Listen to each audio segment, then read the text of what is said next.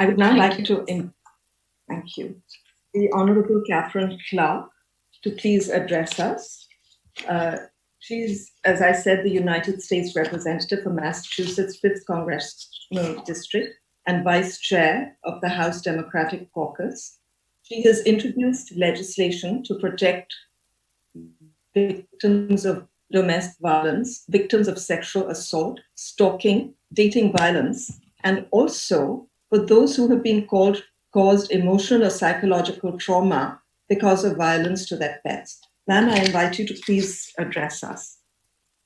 Oh, thank you so much. And thank you to the International Women's Conference, to my colleagues and sisters around the globe, and to Gurudev Sri Sri Ravi Shankar for always bringing us together in the spirit of love and nonviolence. We are seeing an alarming increase in the reports of domestic violence throughout the country. Here in my district, which you can see on the lovely screen behind me, I am not actually standing in the middle of the Charles River, I want you to know, but we are seeing a 22% increase in reported domestic violence, and those numbers are repeated throughout the United States. In Seattle, in Houston, in Chicago, we are seeing very similar increases.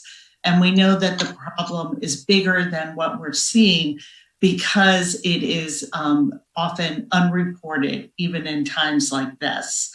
And the research has showed us that the set of circumstances that we're dealing with during this pandemic make the likelihood of domestic violence occurring significantly greater. We know that in times of crisis, economic stress and job loss all tend to increase the rates of violence.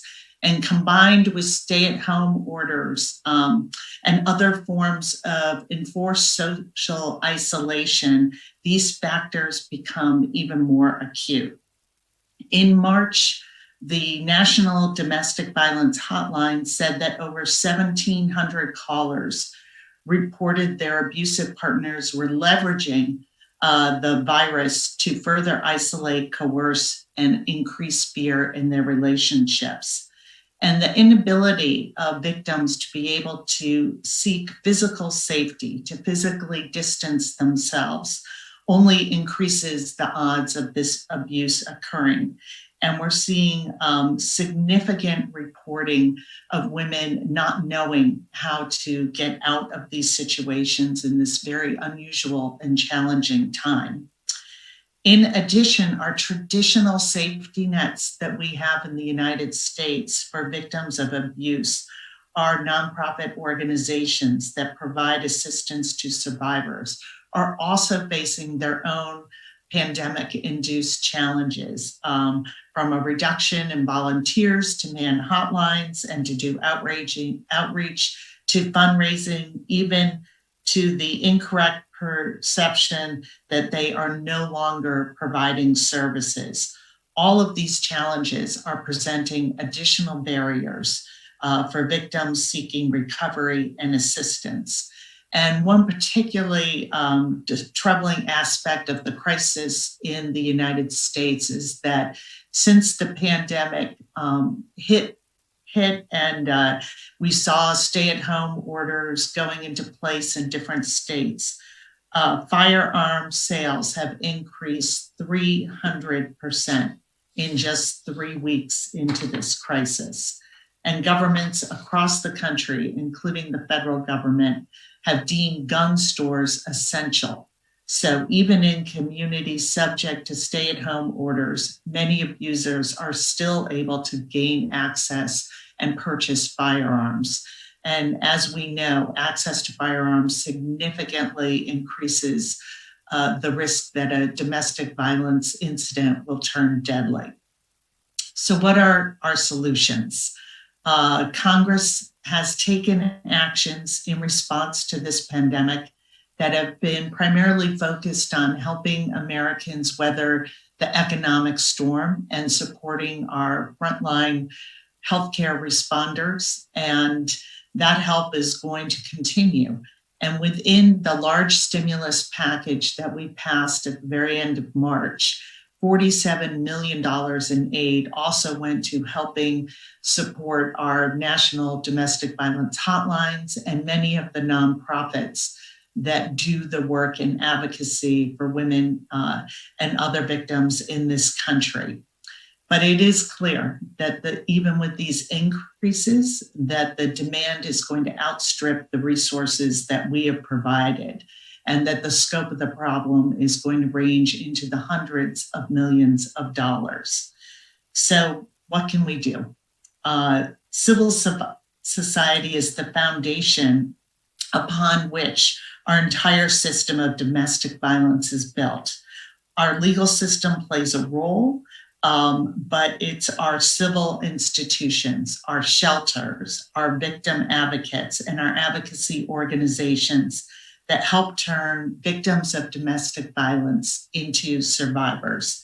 And unfortunately, many of these organizations we rely on to maintain this safety net were operating at or near capacity before the pandemic hit. And now they're struggling to deal with the increase in demand and the shortage of resources. So we need help pushing for more federal government resources, help raising private funds, and help spreading the word that these organizations are still open and still available to victims. And moving forward, I think this pandemic has taught us many lessons about how we need to prepare for future global health crises, the systemic inequalities that need to be addressed in our society, and the desperate need to improve and strengthen our healthcare systems. But it's also taught us lessons that are not immediately apparent. And one of those is that we cannot take for granted some of the gains that we have made in addressing domestic violence. One example is that the Violence Against Women Act, that was a federal law passed in 1994, was allowed to expire by inaction of Congress last year. And victims around the country are now paying a price for Congress's inaction. Had we already acted, had we refunded this bill, there would be less guns in the hands of abusers, more focus on the aspect of online and internet abuse, and more resources to turn victims into survivors. So as this pandemic highlights some of the deep inequities of women and girls around the globe, our work must continue to build a culture that truly sees our common humanity, that values and empowers women economically, and creates educational opportunities for women and girls around the world. I so appreciate the opportunity today to share with you some of my perspectives on the effect of the pandemic in the United States on this very important issue of domestic violence.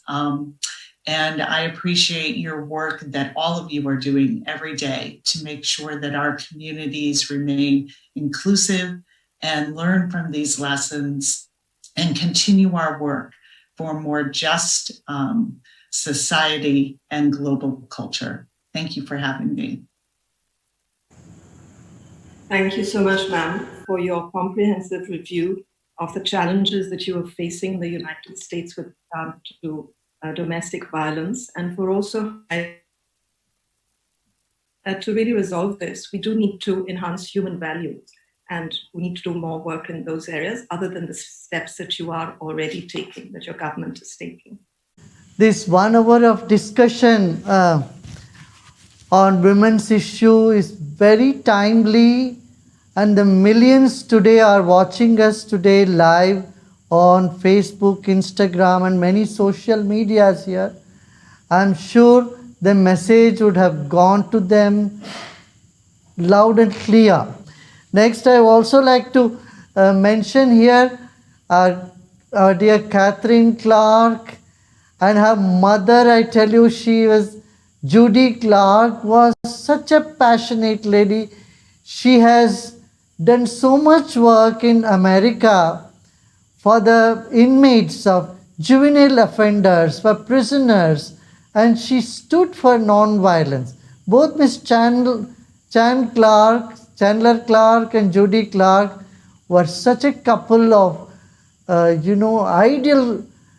They always had ideals in their mind, and they worked towards bringing peace in society, and they were passionate to bring or to put an end to violence, and they have introduced meditation and other processes and exercises, counseling in prisons of America, where thousands and thousands got benefited.